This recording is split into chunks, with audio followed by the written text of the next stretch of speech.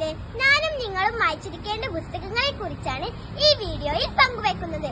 ഇനി നമുക്ക് പുസ്തകങ്ങളെ കുറിച്ച് പരിചയപ്പെടാം. നന്ദനാർ എഴുതിയ ഉണ്ണിക്കുട്ടന്റെ ലോകം എന്ന പുസ്തകമാണ് ഞാൻ ഇവിടെ പരിചയപ്പെടുത്തി തരുന്നത്.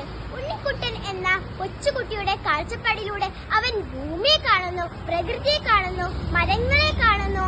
കിളികളുടെ ശബ്ദവും പുഴയുടെ കളകളാരവും ഒക്കെ അവന്റെ ഹൃദയത്തിലേക്ക് വരുന്നു. പ്രകൃതിയോട് മനുഷ്യനെ അടുപ്പിക്കുന്ന ഒരു പുസ്തകമാണിത്. പി. നരേന്ദ്രനാഥ്. ആളുകളെ മനസ്സറിയാൻ യന്ത്രം ലഭിക്കുന്ന കുട്ടിയുടെ കഥ. വളരെ ചിരി ഉണർത്തുന്ന രീതിയിലാണ് ഈ പുസ്തകം എഴുതിയിട്ടുള്ളത്. ജോൺ സ്വിഫ്റ്റ് എഴുതിയ ഗളിവറുടെ യാത്രകൾ എന്ന പുസ്തകമാണ്.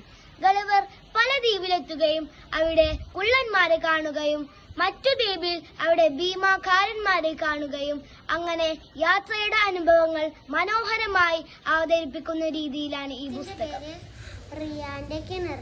എഴുതിയത് അബ്ദുള്ള കുട്ടിന് വേണ്ടി ഒറ്റക്ക് പോരാടിയ ഒരു 1-ാം ക്ലാസ്സുകാരന്റെ കഥ. ആഫ്രിക്കയിൽ കിണർ കുഴിക്കാൻ $70 വേണമെന്ന് കേട്ടു. അത് സമ്പാദിക്കാൻ ഒരു തൊഴിലാളിയെ പോലെ പണിയെടുത്ത ഒരു കുട്ടിയുടെ കൃതി. ടോട്ടോജാൻ. രചയിതാവ് ടെസ്കോ കുറോയാനഗി. വികൃതി കുട്ടിയായ ടോട്ടോജാനെ മിടുക്കി കുട്ടിയാക്കുന്ന കഥ.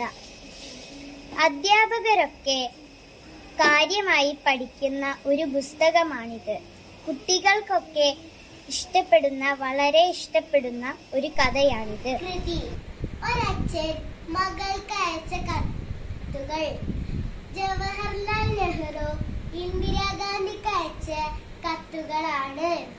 ഒരച്ഛന്റെ കത്തുകൾ എന്നതിനപ്പുറത്ത് കുട്ടികൾക്ക് പ്രകൃതിയോടും മണ്ണിനോടും സ്നേഹം തോന്നുന്ന രീതിയിൽ ഒരച്ഛൻ മകൾക്ക് അയച്ച കത്തുകളാണിവ.